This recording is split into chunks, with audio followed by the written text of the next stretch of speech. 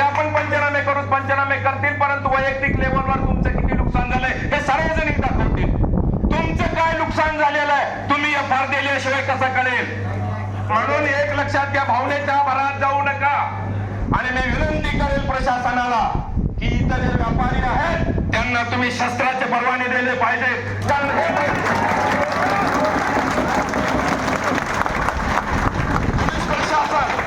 जिल्हा प्रशासन हतबल झालं होतं, आपण डोळ्यानं पाहत होतो सर्वसामान्याची काय कथा. लक्षात घ्या. म्हणून मी काल माननीय आयजी साहेबांना बोललो की तुम्ही दरोड्याचे गुन्हे दाखल केले पाहिजे आणि ज्यांचा लुटून गेलेला माल आहे सर्च ऑपरेशन करून त्यांच्या घरातून ते माल जप्त केला पाहिजे. लोकांचे माल देखील गेलेले आहेत. अरे माल लुटून कितले दुकानातले सामान पंगत धरून रोडवर बसून खात होते. सत्यमेव जयते आपलं ब्रीद आहे आणि खल निग्रहण आहे आणि दुष्ट म्हणजे खल निग्रहण आहे आणि सतरक्षण आहे. हे ब्रीद आपल्या मुलीचं आहे. सर्वसामान्याचं रक्षण झालं पाहिजे आणि दुष्टाला शासन झालं पाहिजे. तरच हे आपला भारत देश आहे आणि तरच हे मला महाराष्ट्र आहे असं आपण म्हणतो. म्हणून इथं बोलून चालणार नाहीये. कालचा प्रकार निंदनीय आहे. आम्ही ह्याच्यासाठी बोलतो, लाखोचे मोर्चे काढले, कोणाच्या कसोटालाही धक्का लागू देणार नाही. आम्ही आमच्यापासून आदर्श घ्यावा. आम्ही केलेला कचरा देखील आम्ही साफ करण्याचं काम केलेलं आहे आणि ते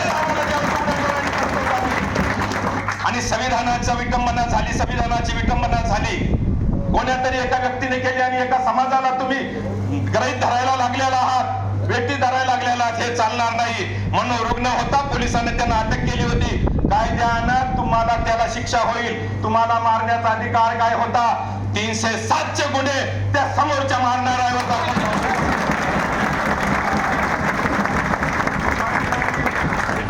लावली टाळूला नाही. जे काही कायद्यानं आणि संविधानानं झालं पाहिजे तेच बोलायला लागलेलो. आणि संविधान तिथं पायापाशी ठेवतात काय हो? त्याची प्रतिकात्मक संविधान बदलत असलं पाहिजे, छातीवर असलं पाहिजे. त्याची उंची काय आहे आणि तुम्ही तिथं खाली ठेवलेलं खरंच झालं होतं का काय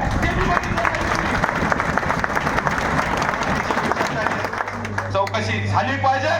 आणि जे कोणी आहे या परभणीमध्ये येत्या 50 वर्षामध्ये कोणी कायदा हातात नाही घेतला पाहिजे एवढी कडक शिक्षा गुन्हेगाराला झाली पाहिजे. त्या सगळ्या गोरगरिबांना गाड्या बी लुटले, पानटपऱ्या लुटल्या.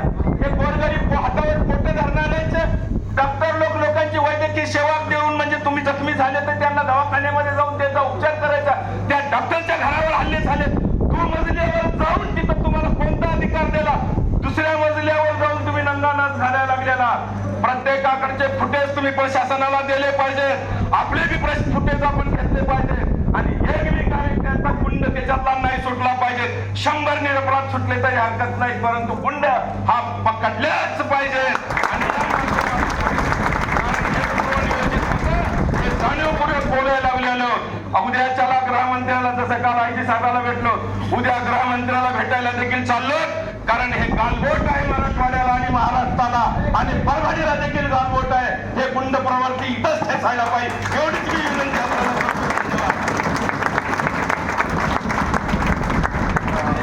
आदरणीय collector sir, additional collector sir, RDC madam, उपस्थित सर्व अधिकारी, सर्व व्यापारी वर्ग,